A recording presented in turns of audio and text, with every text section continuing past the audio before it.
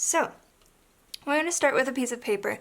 This can be anything. For me right now, this is a sheet of recycled paper we were using for school with one of our filming schedules on it. Any sheet of paper will work, newspaper, book paper, magazine paper, whatever it is. We first need to get it into a square. So I'm going to take one corner and fold it down here. Actually, this side is ripped here, so we're going to go from the bottom. And take one corner and fold it so that my top edge here comes to a really nice point and my corner lines up with the bottom of the paper here.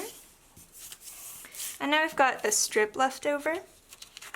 I'm going to do this the other way just to make sure that I've got this in a nice square, lining up these corners. Okay, so now I'm pretty sure I've got a good square. I have my corners figured out. I don't need this strip of paper here. So I'm going to take it and I'm going to fold it back really nice and clean.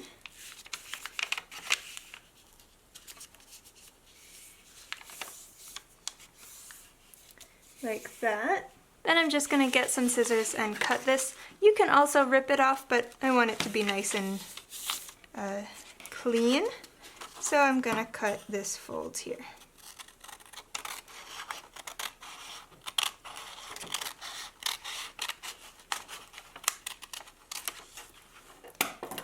Now, if you want to, I always save these and use them for more cranes. You can do the same thing at the top here. Fold it into a smaller square. So once you're used to making the origami, you can take these pieces and fold them into a bunch of other squares here. But for right now, we don't need this. This is a pretty big square. Normally, origami paper is a little bit smaller than this. But this is a good size to learn on. Once you're comfortable with our origami here, you can take a square like this and break it into fourths, right? And have 4 smaller pieces of paper for that. But for right now, we're going to work with this size. And actually, folding it in half is a good step for me right now. So, when I'm doing origami, I'm always going to designate an inside and an outside to my paper. For me, since I'm using this scratch paper, I want this writing to be on the inside. I don't want other people to see that. So that's going to be my inside. And then the plain side of the paper is going to be my outside. When you're making these at home, on your outsides of your paper, once you've got your square like this is a good time to do some drawing on it. Write down any wishes that you have that you want to put into the crane. Decorate the paper however you want. Origami paper often has really nice patterns on it, so you can do something like that. If you have something like magazine paper that's already got pictures on it, then you don't need to worry so much about decorating it. I recommend that you start with fairly blank paper at first, because it can get a little confusing when there's a lot going on the paper and we can't see where our lines are, right? So, when I folded the paper, I got these 2 nice diagonal halves. And what I'm actually going to do, you guys don't need to do this at home, but I'm going to take a marker here and draw along these folds just so that it's a little easier to see on the video. So you can see where I've made my creases. I've got my diagonal folds here.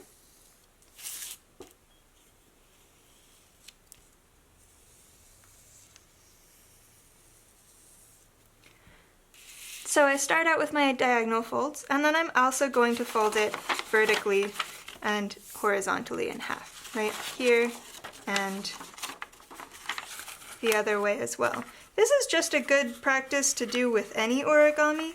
You actually generally start by just putting in these creases on all of the halves of the paper, and that really helps with whatever kind of base fold you're going to start with. It's really nice to already have those creases in place.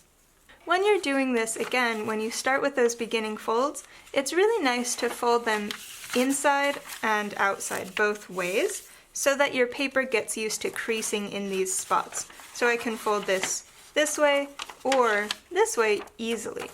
So I'm going to go through and do that really quickly. This is going to help me when I start getting into more complicated folds because the paper is already going to be used to folding in all of those directions.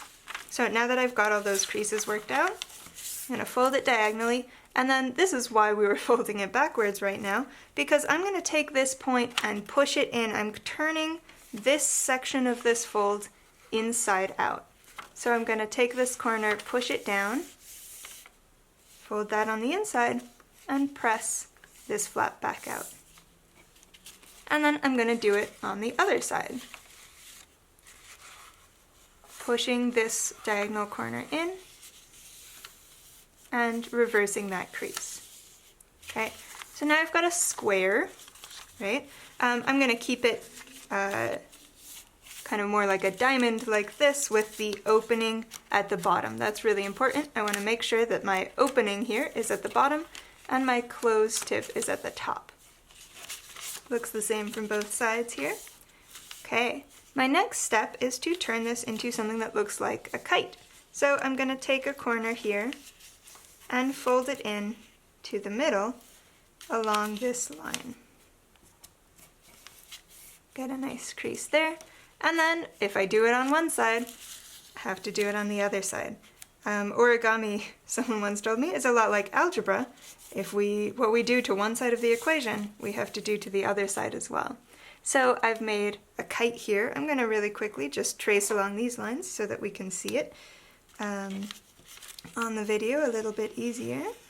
And now once I've got my kite on one side, I have to do that to the other side too. So I'm going to turn it over, make sure still that I've got my opening at the bottom here, and fold this into a kite as well.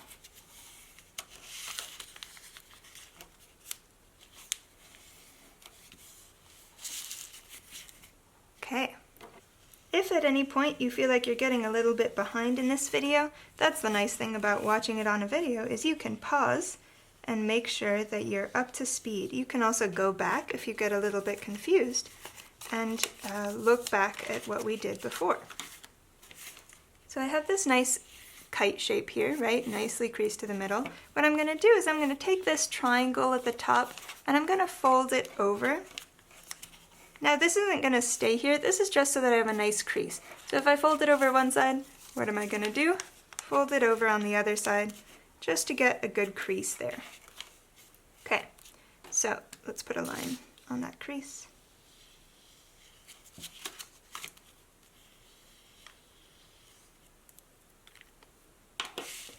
So I have my kite, I've creased the top. Now when I open it up, I can see I have this new triangle in the middle here from my kite folds and that crease at the top. And now what I'm going to do, this is the hardest part of this origami, so I'm going to stick my fingers underneath this first flap of paper. I'm going to hold right here, I want this part to stay closed, and I'm going to open up this kite. So what I'm doing is I'm taking these folds for our kite, and I'm just folding the paper, creasing it the other way on those, folding that kite inside out. If we look at it this way, I have my kite, I'm going to open it up, and I'm going to push this part inside. Oh, my paper ripped a little bit there. So if I close this again, I still have my same kite shape. See? But those folds have gone inside. And I'm going to close this for the moment. Let's do that on the other side. This is, again, the most complicated part of this, but we can do it. Here we go. We're going to open it up, pull this top flap up, and just reverse these creases where we already folded for our kite. There we go. Very nice. So I have now this kind of nice big diamond. I'm going to turn it around and open it up on the other side as well. And for my diamond, I have one at the top. I have one half that's together, it's one piece. And then at the bottom, I have two little flappy pieces. These ones at the bottom are kind of our legs here. At the top, these are kind of our wings. So keeping those two flaps at the bottom here so that it can walk around, we are going to fold again, like we did for the kite, this section in half. So I'm going to take this corner right here, fold it into the middle, and follow that all the way down to the bottom in a nice line. And I'm going to do it on the other side, all the way down to the bottom. And then, if I've done it on one side, I've got to turn it over and do it on the other side.